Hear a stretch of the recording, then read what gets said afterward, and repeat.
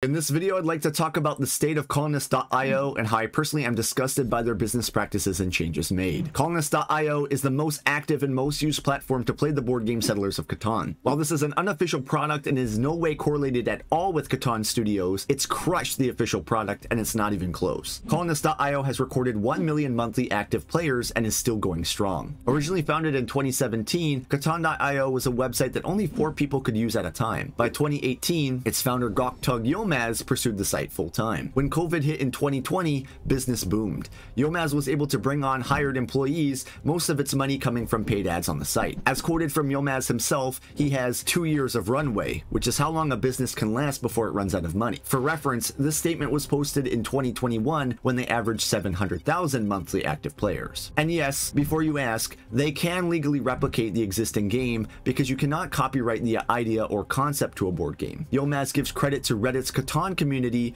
for playing a large role in their success. Colonist has 12 current employees that are paid close to other game company salaries, and it looks like they're attempting to hire 5 more. But who are you, and why do you give a shit about any of this? My name is Shades, more commonly known as The Giver, and at one point I was Colonist's most active players and supporters, even playing back to the time where they offered something called a Founders Pack. This would mean that I would be investing in the company's future, with any expansions they plan to release being included for free. With over 1,000 recorded games on their website, being one of their top paying customers, and even making my own partnered content, needless to say I was obsessed with the game and its platform. Previously having played almost entirely on Catan Universe, at first I was skeptical with the unfinished product. For those that don't know, Catan Universe is Catan Studios' official branded app that can be played both through Steam and mobile devices. Without going on an off-subject rant, Catan Universe has had a lot of its own problems, but was best known for having strong graphics, ease of access, and its own ranked ELO and leaderboard. But more importantly, it had expansions that you could purchase for $5. This video was prompted by an announcement recently made by Catan community Donnie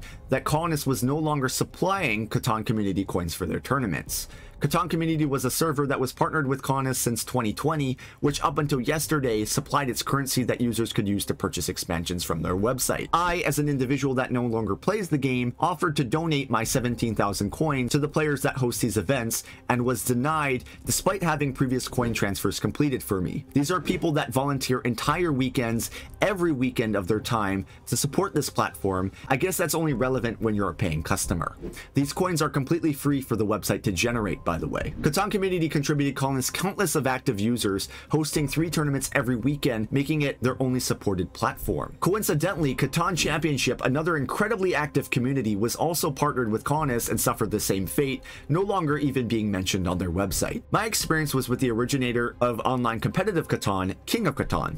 This was a Discord community founded back in 2019, with well-known individuals such as Tricosaurus and Delighted being on its first established council team. All in all, these communities have contributed greatly to Colonist's success as a whole and founded the structure of mainstream online competitive Catan. Originally being listed on Colonist's front page, these partner communities encourage users to play competitive games, which drove up Colonist's numbers as more and more content creators came into play, which resulted in a significant revenue increase for Colonist. Colonist has and still allows up to 4 people to play the base game completely for free, while previously requiring a one-time purchase for expansions, where an expansion owner could act as a host, allowing their friends to play with them. This means that only one person in your friend group needed to own the expansion, much like a physical board game. In my opinion, Colonist has taken a turn for the worst. You now no longer have that option to purchase the expansions, as they now own a subscription.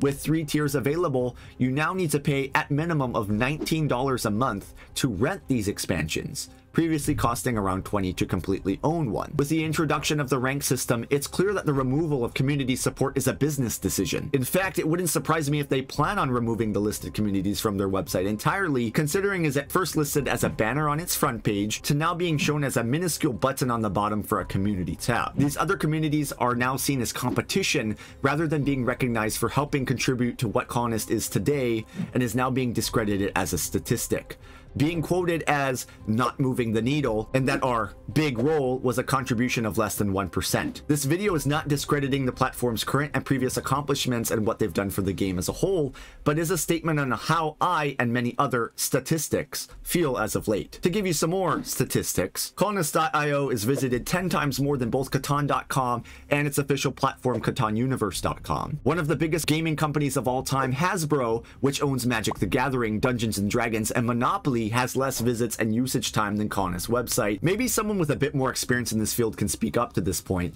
but I'd like to mention that in order to pay close to other game company salaries, they'd have to be putting at least $500,000 into their team on a yearly basis. Let's assume that 1% of their monthly active players are paying for the monthly subscription, and let's even give them the benefit of the doubt and assume these individuals are paying the lowest tier pledge available at $9 a month. At 1 million active users monthly, at 1%, you have 10,000 players. 10,000 players multiplied by $9 a month, multiplied by 12 months in a year, and we're at over $1 million collectively.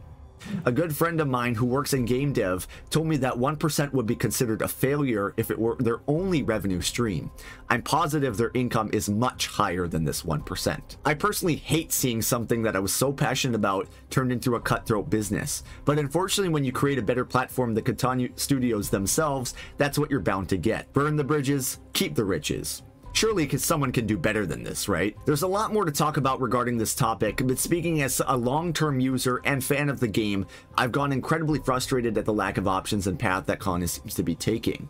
Do you agree with their business model and structure? Do you have any issues with Colonists that stand unaddressed? Let me know down below. I'd love to reply to you with a comment. As always, thank you guys for watching. Stay safe out there. Giver out.